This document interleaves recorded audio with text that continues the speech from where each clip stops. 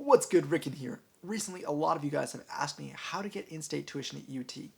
As some of you guys might know, I actually grew up in Illinois and came down to Texas to go to school at UT Austin. Absolutely love it, hook 'em horns, love being here, and I love Austin, Texas. But one of the big barriers initially was the fact that I would be paying out-of-state tuition.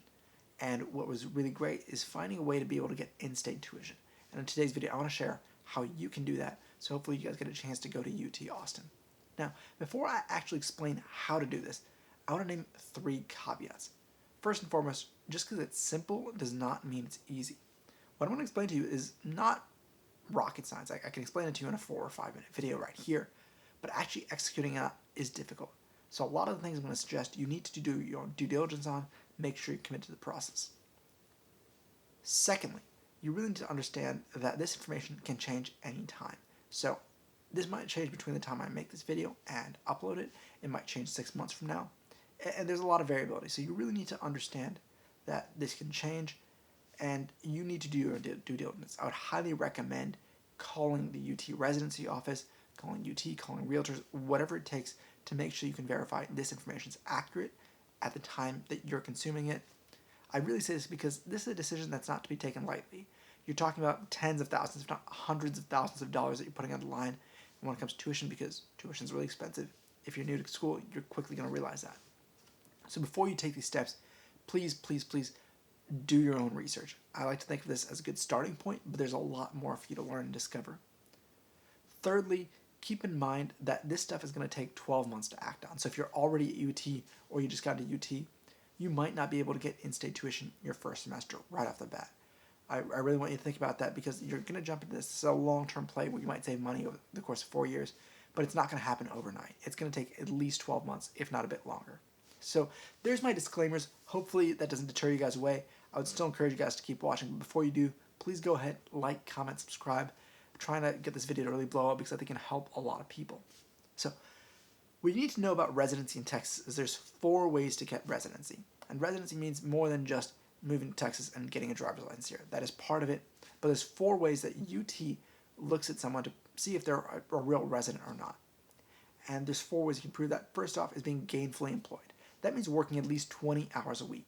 And student jobs do not count, so you have to find something off campus where you can work. So if it's a restaurant, if it's a local internship, whatever it might be, you've got to find something that you can work at 20 hours a week throughout the year.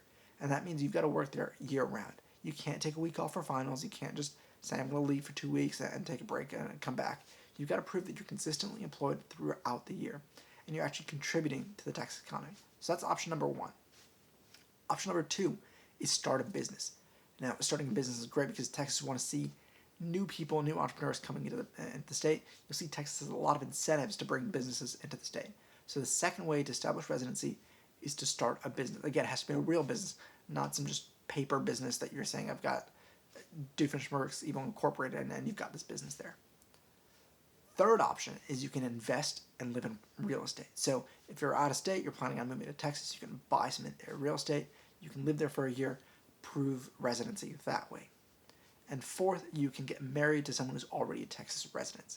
So those are your 4 main ways to establish residency in Texas. Now to actually do it, there's a couple other steps, but those are the 4 broad buckets. First off, you've got being gainfully employed. Secondly, you've got working at least 20 hours a week. Third is investing in real estate. And fourth is getting married to someone who's already a Texas resident. Now, knowing me, you guys might be wondering what I did. And obviously, the first thing I did was download Tinder, talk to the first girl I matched with, and got hitched so I could get residency in Texas. Now, of course, no, I did not do that. But I did want to be really smart about the way I was going about it.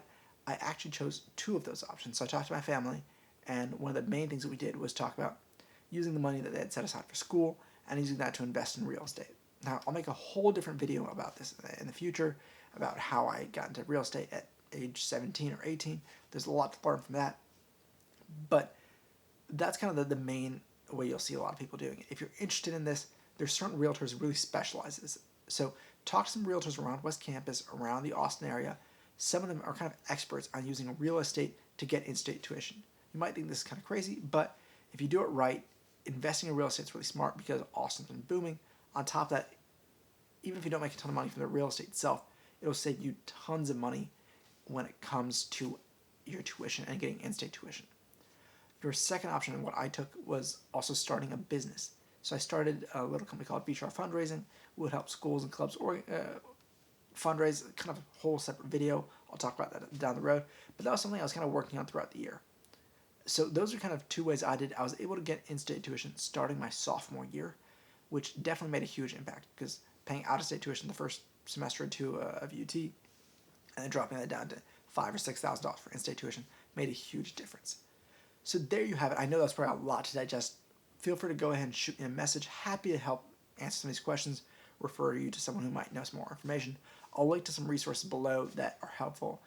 And as always, I hope you guys learned something. Thank you guys so much for watching. If you guys enjoyed that video, please go ahead, like, comment, subscribe, and I'll see you guys on the next one.